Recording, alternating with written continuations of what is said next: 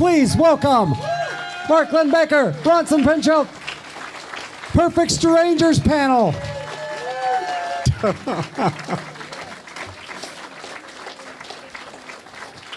Welcome. Welcome. So nice to have you guys. Hey fans, do you want to watch Perfect Strangers? It's available on Amazon Prime Video. Not an Amazon Prime member? Try it free for 30 days. You get access to Amazon original programming plus thousands of movies and shows, including Perfect Strangers. Plus, free and fast shipping on millions of products. Click the link in the description to start your free trial today. We got microphones there for you. Just click them on.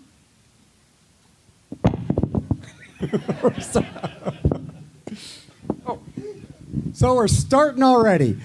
Before we get to the audience questions, I got something I kind of would like to bounce off you guys real quick. There was a spin-off show, Family Matters. Was there any plan to have your characters on that show ever? We were, and we got cut out. We were in the pilot. Really? Yeah, we were on the pilot because the mother on that show was our elevator operator, and we were in the pilot, and then they just edited us out. Well, it didn't hurt our feelings.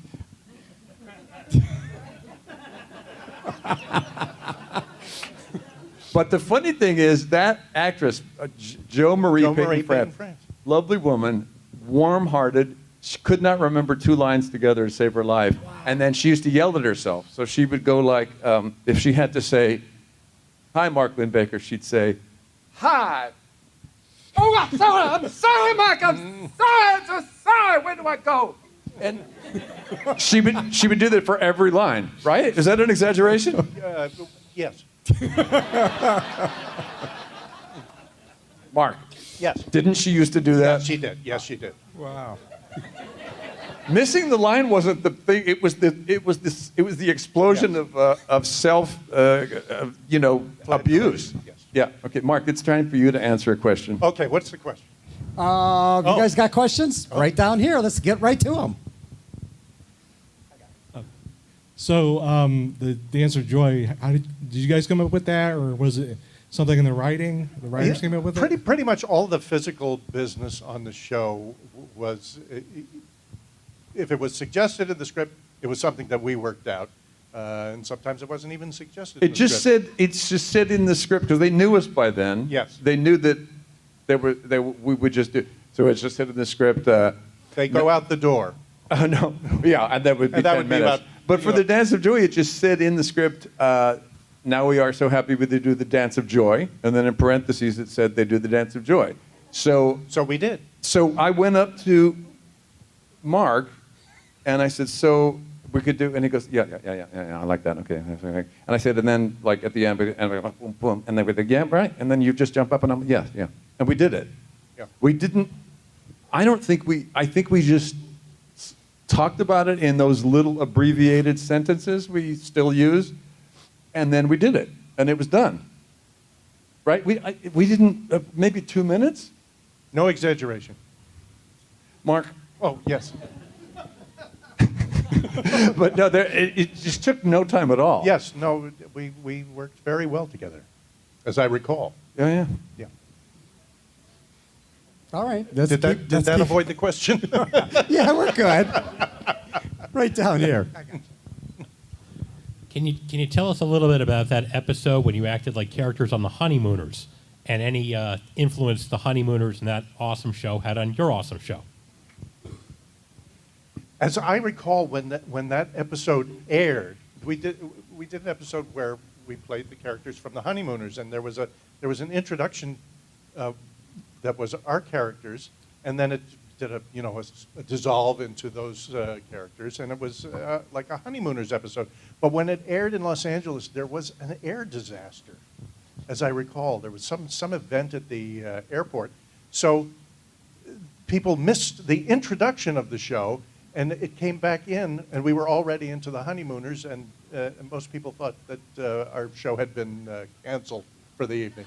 You know, I went. Do you all know who David Hyde Pierce is? From all right, so David Hyde Pierce and I went to school together, did many plays, and the 2 best compliments I got on that show were, he said, I happened to turn to the channel by accident, and it took me a minute, one full minute, and this is someone who had done about 6 plays with me, to realize it was you and Mark and not the original.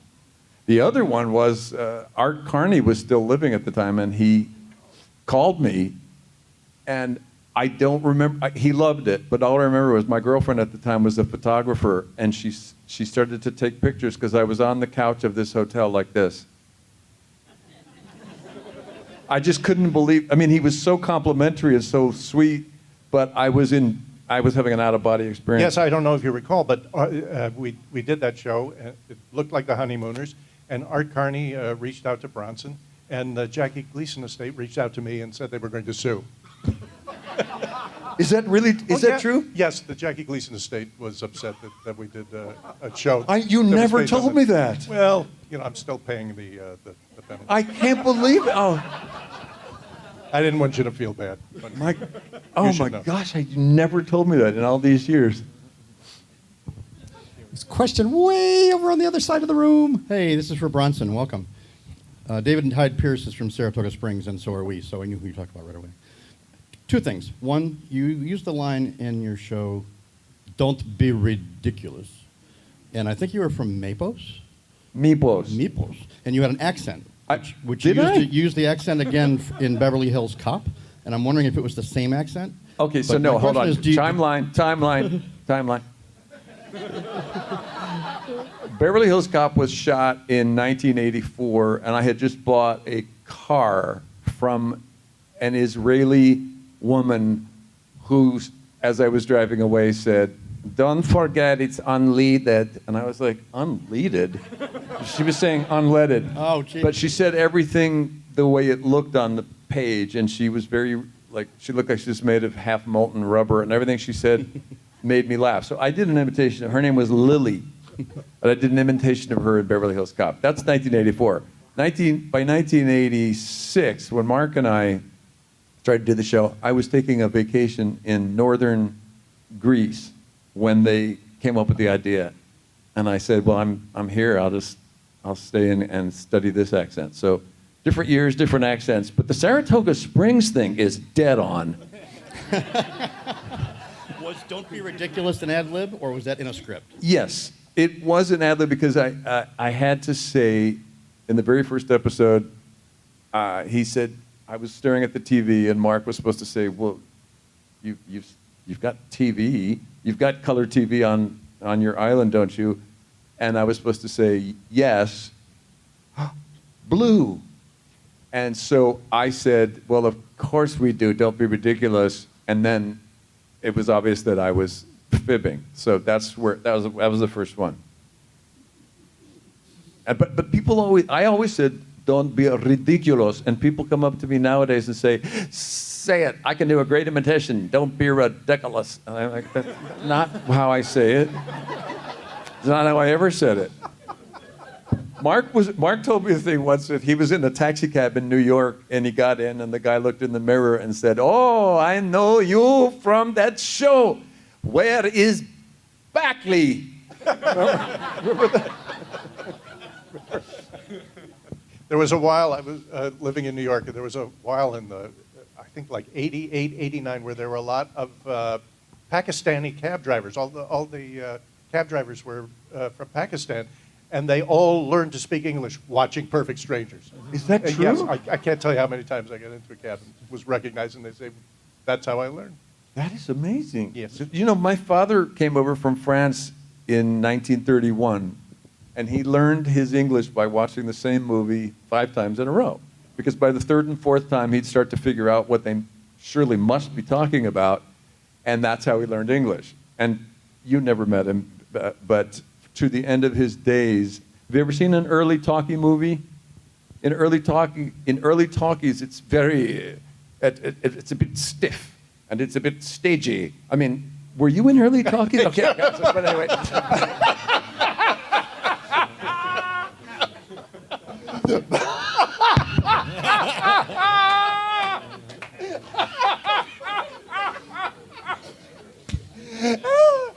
Anyway, That's how my father spoke English to the end of his days. He sounded like well, are you my dad?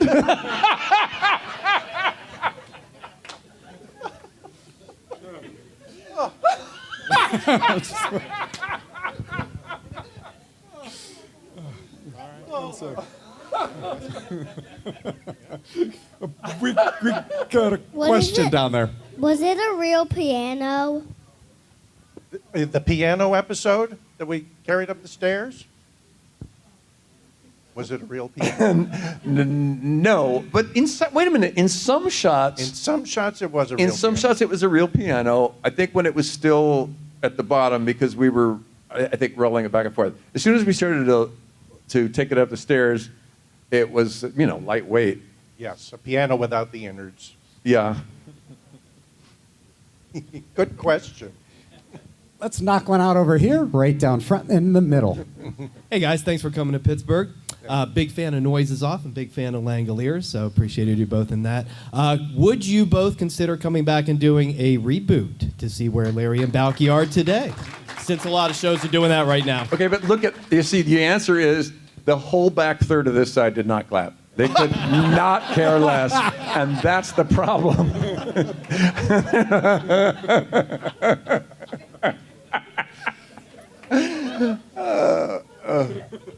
We still do it in sync. We still do. When Mark and I did a thing on the show that we copied from our real lives. We laugh very hard at something. We laugh, ha ha ha ha ha, and we put it into the show. But we did it just now.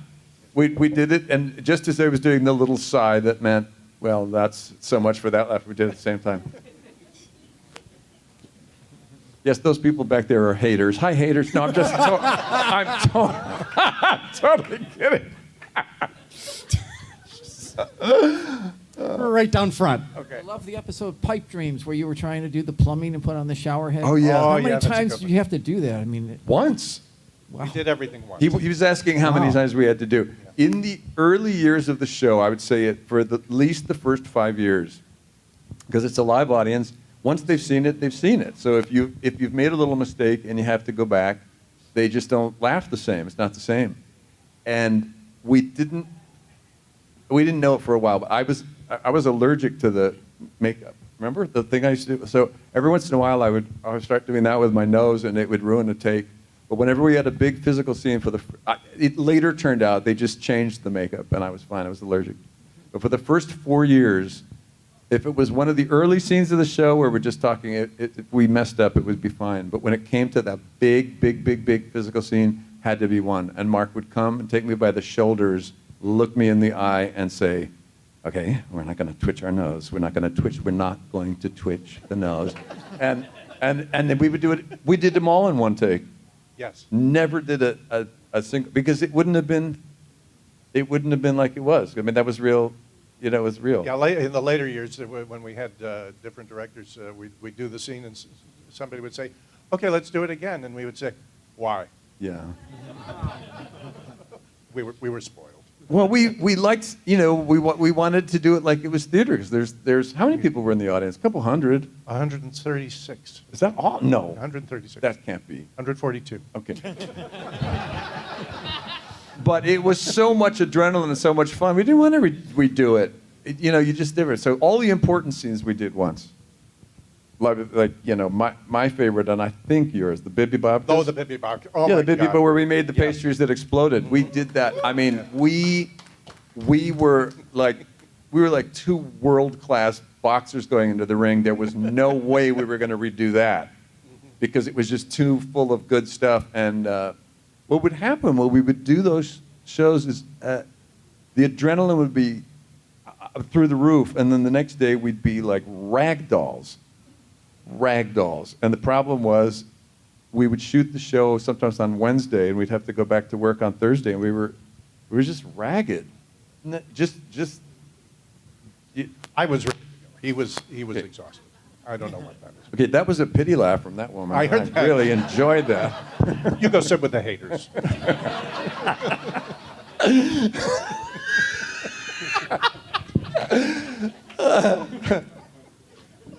do you like filming with Eddie Murphy? Did I what? Like what? did you like filming with Eddie Murphy in Beverly Hills Cop? Did I like filming? Yes. Well, I'll tell you what. While we were filming, it was really fun.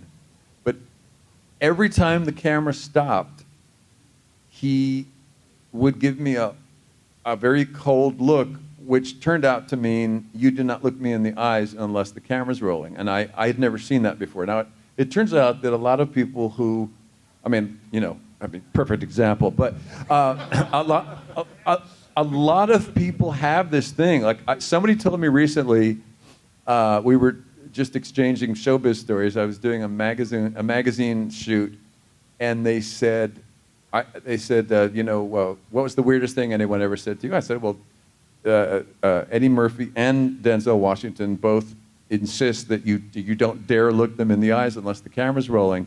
And so this young guy that was directing the photo shoot said, oh, I've got a much better one than that. Yeah, I worked with Beyonce. I said, oh, yeah, really? She looks nice. And he said, you're not allowed to look in her eyes or at her butt.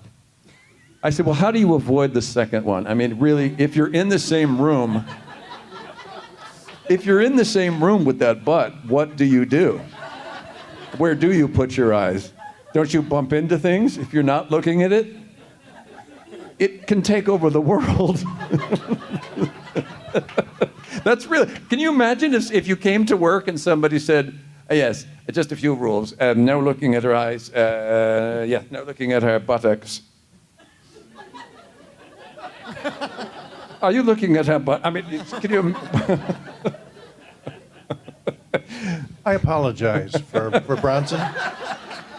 He can't help himself. I'm going to go sit with the haters.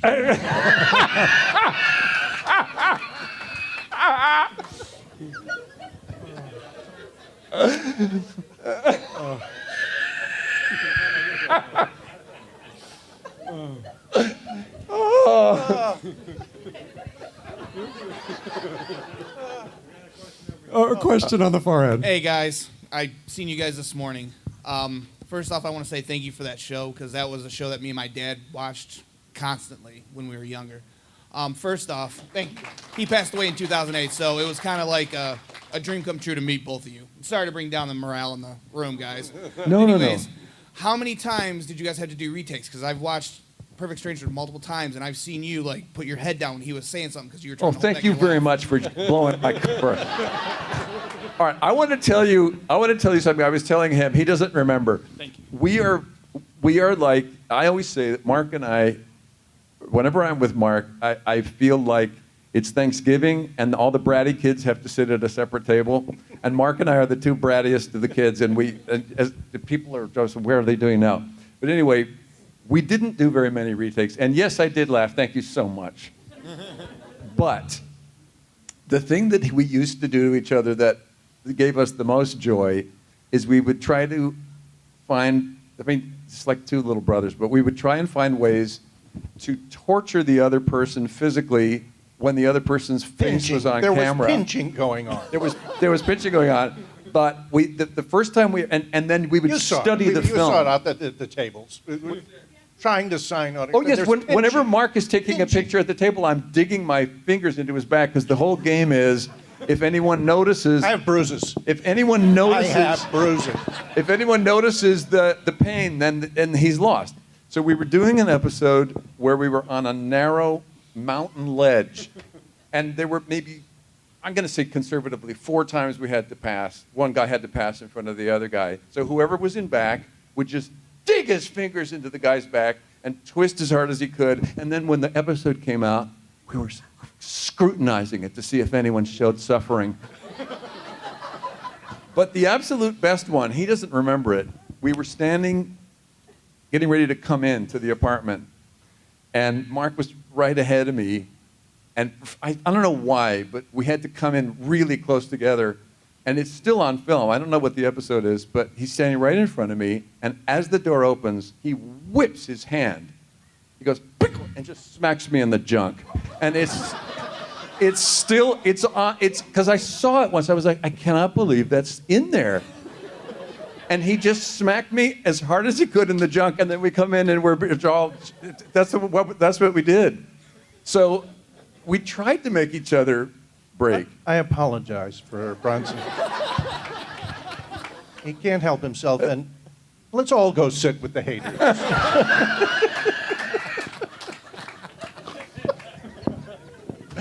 But it was so much fun. It was so much fun to do that, and it was our own private little. There was another episode It was where a we little were. world of hurt. It was a little world of just strange. We were locked in a trunk in one episode. There was so much pinching going on, and then I'm claustrophobic, so there was a fantastic episode. What's the episode where we got zipped into the sleeping bag? That's skiing. What is it? That's where we were in the Okay, but what about, there's one where we're zipped the into a camping sleeping episode. bag. All right, so it's a camping. So we got zipped in the sleeping bag. Very funny, but I'm so claustrophobic. So we would get zipped up in it, and there was nothing you could do. You had to have a third person get you out. So we get zipped up in it, and then Mark would make some signal to the prop guy, and the prop guy would come over and say, "Oh, the zipper's broken. We don't want to ruin how are we going to just stay in there?" And they would keep me in there, and I was streaming sweat and hyperventilating. Oh, that was just fine. Yeah, but it's a very funny bit. Yes, it is. It's really, really funny, but I suffered. There's nothing funnier than pain. Unfortunately for the comedians. Got a question in the back, but before that question, what was the usual schedule like? A table read, then rehearsal, then how much time did you guys have to really prep a show? When we started, the schedule is a week-long schedule for an episode. We'd work 3 weeks on, 1 week off. You start on a Monday with a read-through and a rehearsal. I'm already bored. Can you get to the... Sorry about the question. Damn it. Tuesday is... oh, God, he's only at Tuesday. Then coffee break. Lunch usually around noon. Mark, you remember what you used to get for lunch every single day for years? Chinese chicken salad. I didn't even know such a thing existed. Chinese chicken salad. They would come in to take the lunch order. A Chinese chicken salad. That's what we got every single day. Chinese chicken salad. I don't know. I don't know how you could eat that many canned tangerine slices. They're probably still in there. Whereas Bronson went weekly to a new diet every week. An all seaweed diet. That was very rigorous. Oh, look, we have newcomers. So anyway, oh, look at you. Look at that smile. Hello. Hi. We're all focused on you, but don't be shy. Those are the haters.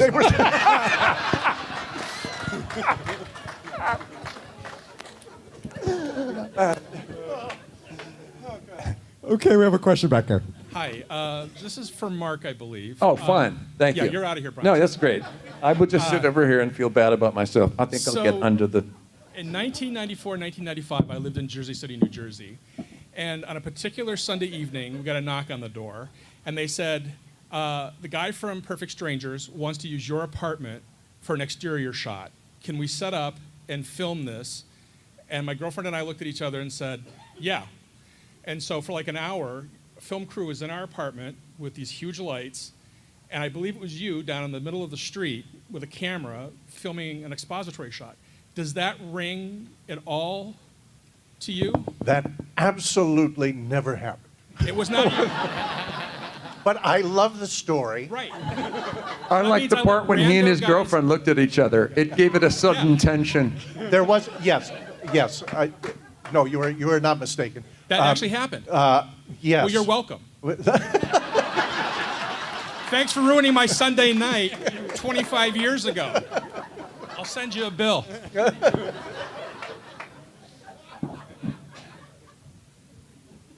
Yes. I thought that mustache was some sort of passing fad a few years ago, but now it's Wilford Brimley. Yes.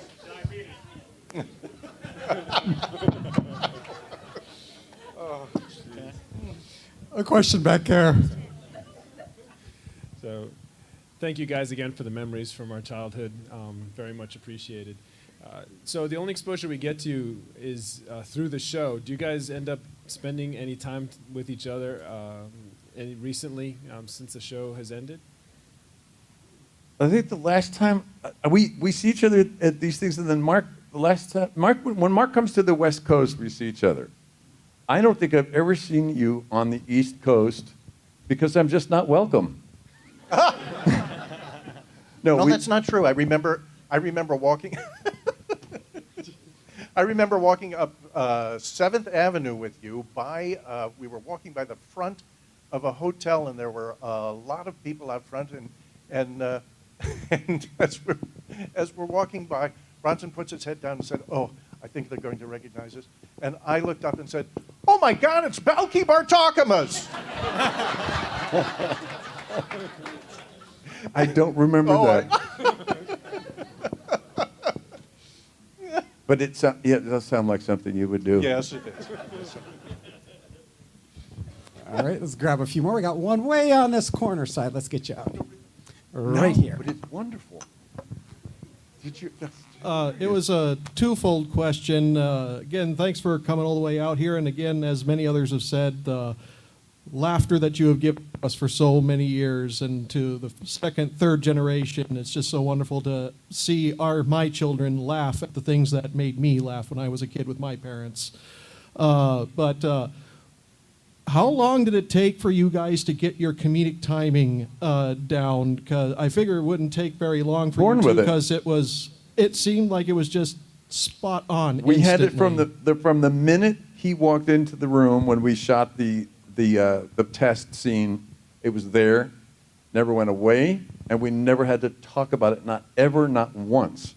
The only time we ever talked about timing is if we wanted to mess up each other's timing as a joke, but never on camera. And it was there. It was just there. Yeah, the other question I had was... I had to work on his hygiene a little bit. I had to coach him.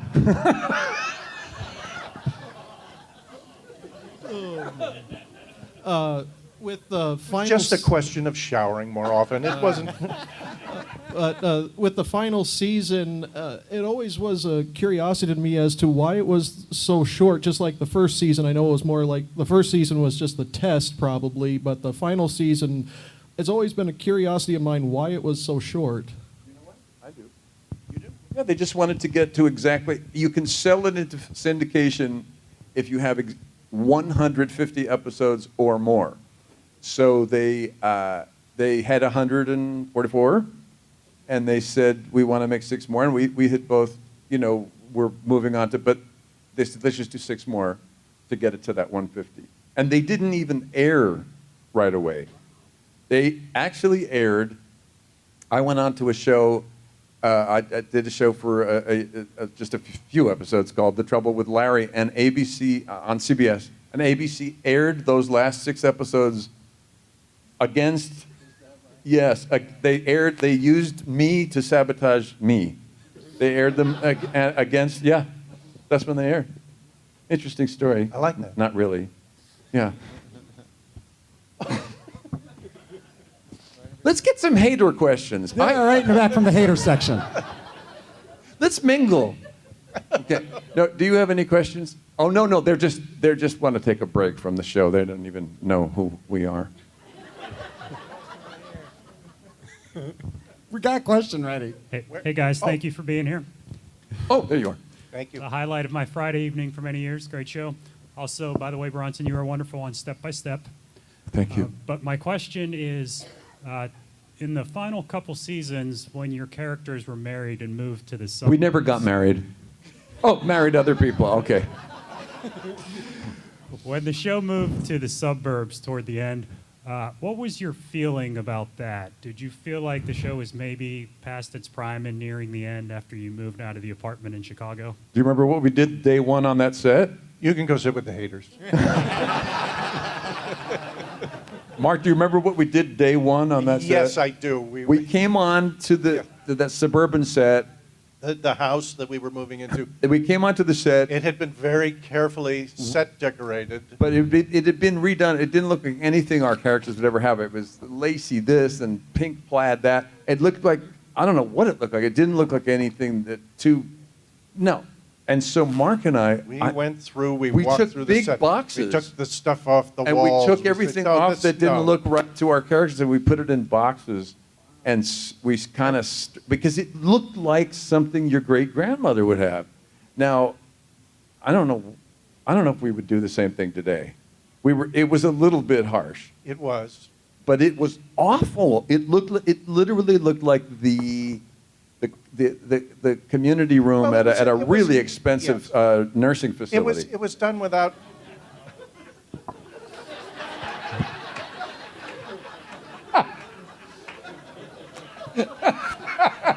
Didn't it?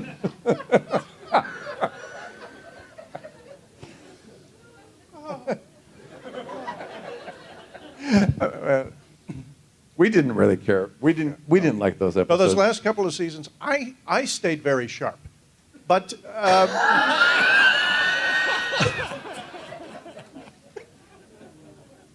some people lost their edge. I'm just saying. Am I right?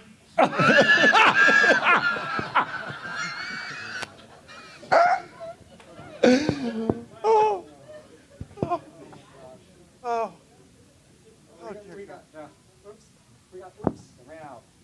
Okay, you just lip sync it. Yeah, I'll there tell we them go. what you We said. got time. We got time for just like one or two more questions. All right. And you guys are headed back to your table to sign and hang out.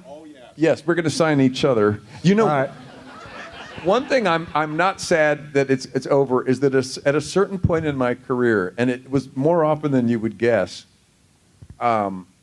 people would come up, young couples would come up, and the husband would say, "Would you sign my wife's chest?" And then the chest would be bared, and it was like, why? And I apologize for no. This is what He can't help himself. No, they don't do it anymore, thank goodness. But they used to ask you to sign body parts, and it was so awkward. Of course, I did it, but it was horrific, terribly awkward. No, I'm just glad. Thank you for sharing. Thank you. One more question. Yeah, one more question. To try to get this taste out of my mouth. Again, thank you again, guys, for so many great memories. Some of the best memories I've had, and me and my brother both iterate, were of my dad just sitting around the TV just watching it, and now my little son he's been watching too. So, just one quick question: do you guys ever take anything off the set, still have at home that you still keep?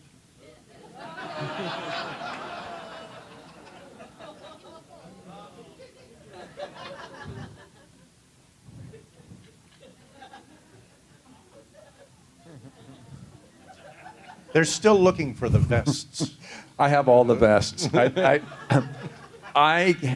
had brought all the fabric back, the hand-woven fabric back from northern Greece, and I went and found it every year, and I'd bring it in, and they would tailor it and cut it and make it into stuff. But I had found every single one of those, so I went in on the last day, and I just grabbed them. Well, they were. I mean, what else would they have done with them? What would they have done with them? A Sandy Duncan special? I mean, what actually could you do with those vests? I want to say before we go, Okay. because I hear it a lot. It makes me feel good. I think it might even make you feel good. A lot of people say that they watch the show with their families. Oh, yeah. And it was something that was really important to them and to their families, and that's just something that I'm very proud of. And Bronson is too. The one that I've heard several times that just literally makes my blood tingle is someone will come up who's like 35 or 40 and they'll say, when I was a kid, my parents were going through a divorce, and the only time all week I would laugh would be watching, and that is just like, wow, everything was bad, but then I would watch that. That was wonderful. I mean, at the time, they were like, it has to stay family, family, family, family. We chafed a little bit because we would sometimes have funny ideas and they'd say no. But it ended up being something you really could watch with your great-grandmother. And so we're happy that they wrangled us a little bit. Just a little. Every once in a while, we'd want to do something a little silly or whatever. Yeah. No. We can't thank you enough for doing this, having fun with us, coming out and doing this. Perfect Strangers reunion, headed back to their table. Bronson Pinchot, Mark Linn-Baker, you can do better than that. Go, come on. Thank you so much. Hi, this is Aaron Ashmore, and you are watching Phantom Spotlight. Be sure to like, share, and subscribe like now. Oh, and have fun and follow your fandom.